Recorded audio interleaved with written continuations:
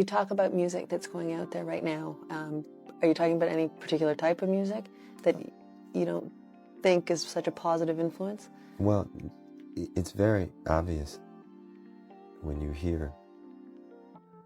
Many people have wondered whether there was a link between Prince and Diddy, particularly when it came to the things Prince exposed about the music industry. Allegedly, there was a connection. Several, in fact. First, consider the deal Diddy had with Warner Brothers, the very label Prince had fought against for years. Diddy's approach, profiting off artists without compensating them, and even blackballing those who dared to expose him, was precisely what Prince had been rallying against. Secondly, Prince had lent his house to Diddy for hosting parties. However, Prince himself never attended these gatherings. According to reports, he harbored suspicions about what exactly Diddy was doing with the free-off events. While the details remain murky, it's clear Prince found something about the arrangement unsettling. Thirdly, Prince's estate was drawn into a legal battle with Jay-Z, a known ally of Diddy, over claims that Jay-Z had been distributing Prince's music on Tidal without proper authorization.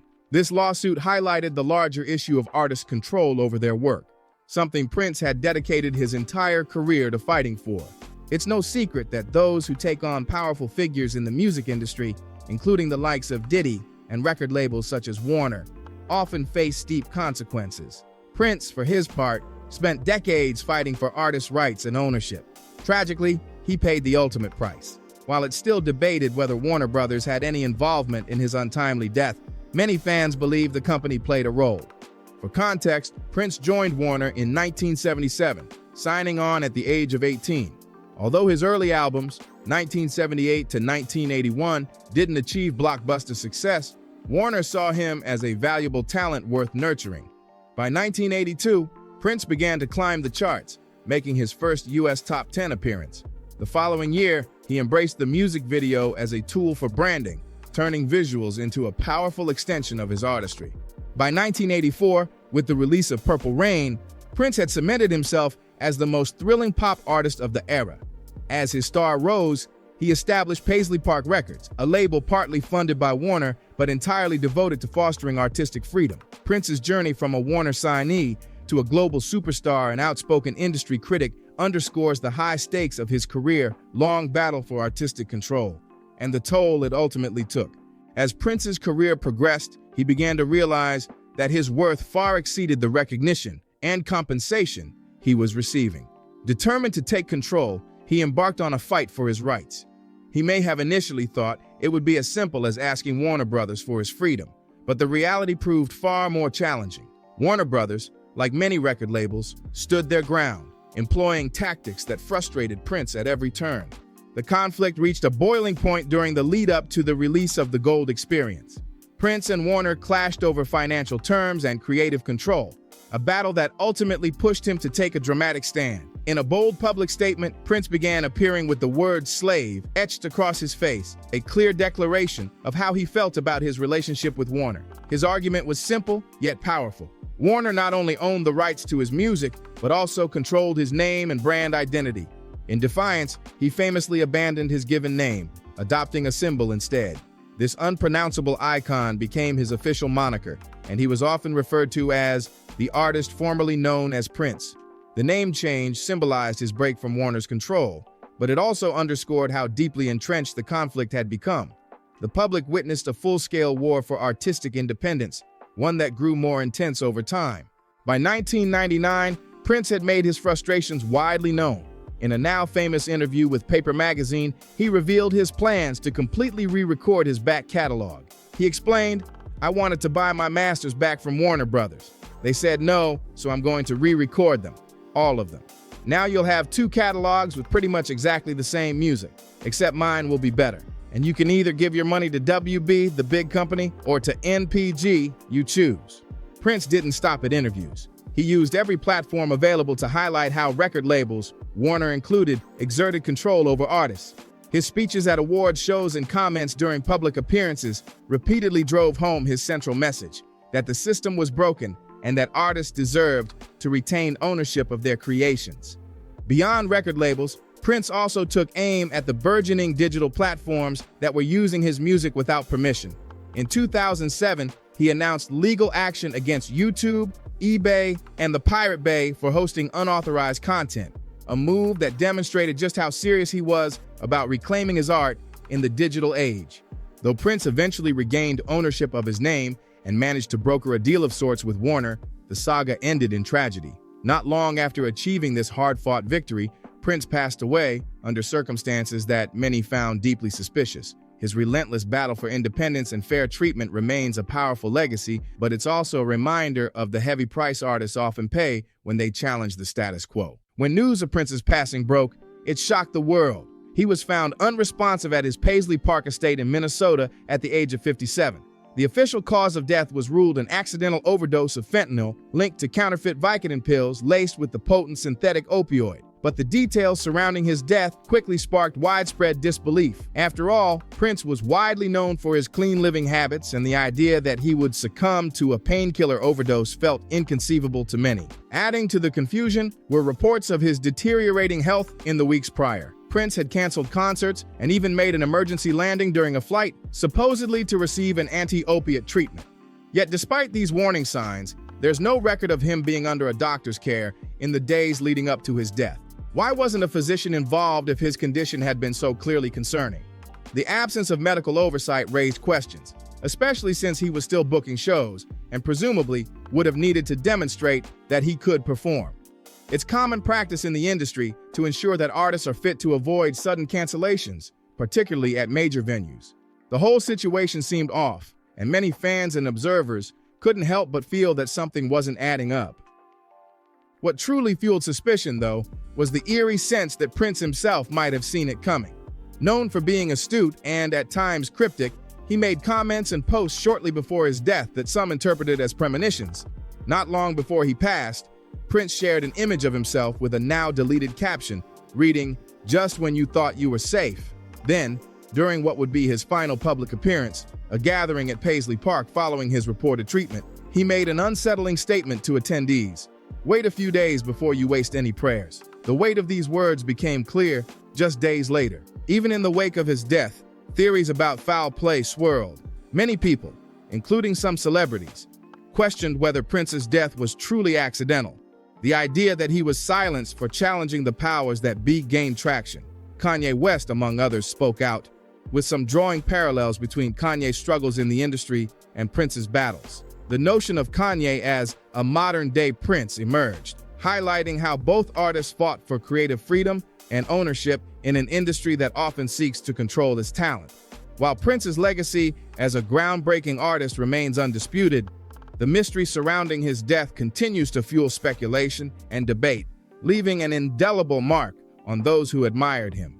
Imagine taking the bold, innovative Prince of the late 1970s and 1980s and dropping him into the world of social media today. His impact would have been seismic, and it's easy to see how he might have been viewed similarly to Kanye West, a cultural lightning rod known for pushing boundaries and challenging the norms.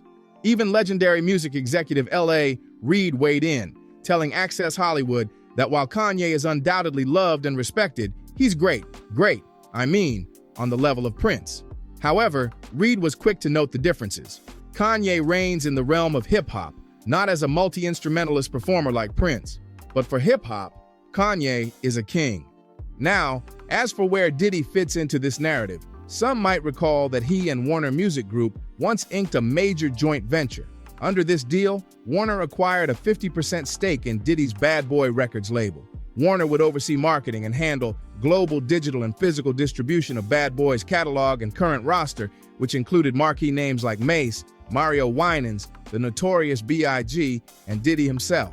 At the time, Diddy framed the deal as a move to secure financial stability, telling the press that it ensured the label had the right financial backing, the right financial structure, the right partners to remain a force in the music industry. But here's the twist. While Diddy was busy making deals that bolstered his empire, many of his artists were left out in the cold.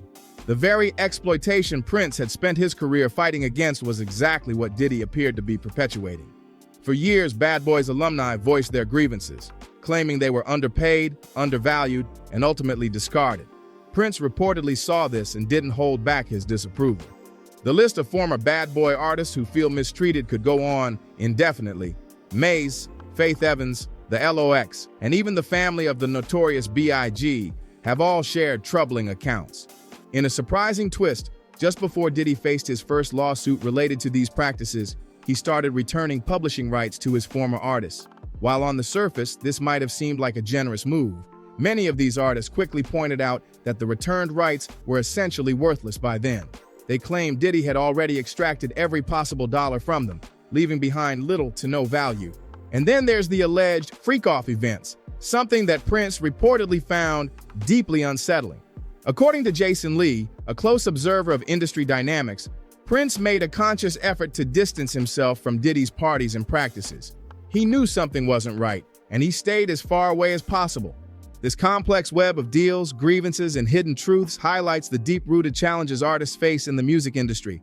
Prince's enduring fight for fairness and control stands in stark contrast to the stories emerging from Diddy's circle, making the comparison between the two artists all the more compelling.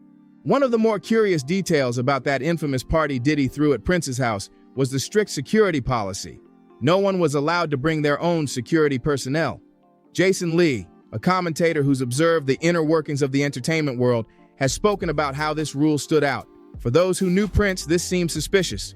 After all, Prince wasn't the type to host just anyone, and the idea of stripping attendees of their personal security raised eyebrows. Some have speculated that after witnessing what went on at his own home, Prince decided to distance himself from Diddy entirely.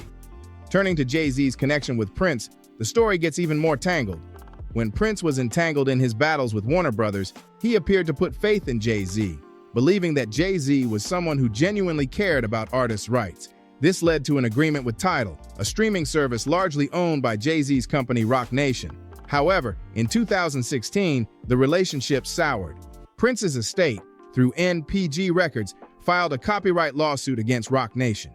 The claim centered on the unauthorized hosting of 15 Prince albums on Tidal. The lawsuit alleged that while Tidal had been given a 90-day exclusive license to stream Hit and Run Phase 1, a new studio album, it had overstepped by uploading additional Prince works without proper authorization.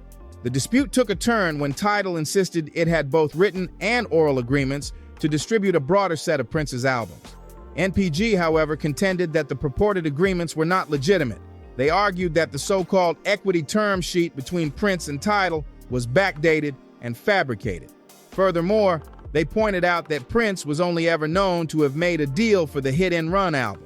NPG claimed that there was no evidence supporting the notion that Prince agreed to have his earlier work streamed on Tidal.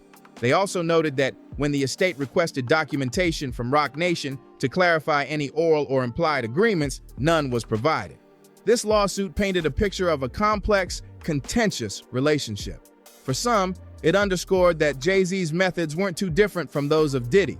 The similarities between the two, both powerful industry figures accused of taking advantage of artists, did not go unnoticed. To Prince's admirers, it seemed like he had been warning everyone all along. He often spoke about the machine, a term many believe was his way of referring to the shadowy forces of major labels and influential industry players like Diddy and Jay-Z. Prince's efforts to expose what he saw as systemic exploitation in the music business put him in the crosshairs of some of the industry's most powerful figures. The question that lingers is whether this relentless pursuit of truth and fairness played a role in Prince's untimely death. Many fans believe that his willingness to speak out, his refusal to remain silent about the injustices he perceived, ultimately made him a target. The debates continue, with theories swirling about just how far-reaching and dangerous these industry power struggles can be.